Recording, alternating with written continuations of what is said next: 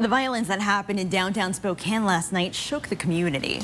Right in the middle of the chaos, several of our local businesses with a front row view of the frightening scene outside their doors. 4 News Now's Nikki Torres tells us why some of those spots decided not to do business today.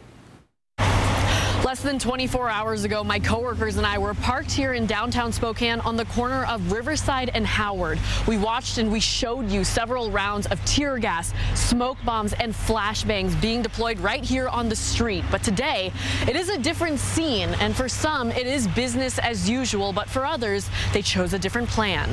To think just last night, this street was lined with law enforcement. Surreal. It's more like a video game, and yeah, I woke up this morning and I was like, that was a crazy night.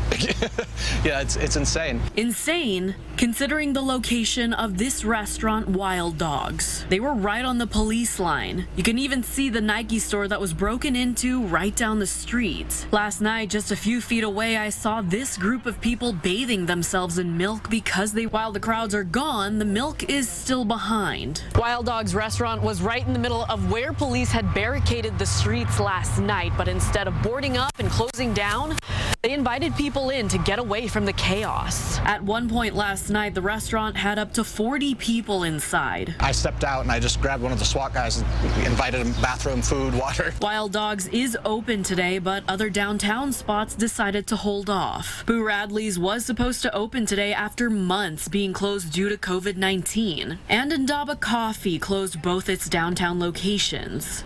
It was just unsure, like what was going on and what would be left over, so rather err on the side of safety. Like Wild Dogs, Indaba was right next to the chaos. Wasn't sure if like the windows are, we have giant windows, so I was like, are they just gonna get a brick? Both coffee shops ended up being safe, but they weren't sure last night. Thank you to all those who were working for peace yesterday. I don't know if anyone noticed my Instagram on Indaba Coffee's Instagram, but I'm wearing the same clothes as I was last night when I posted.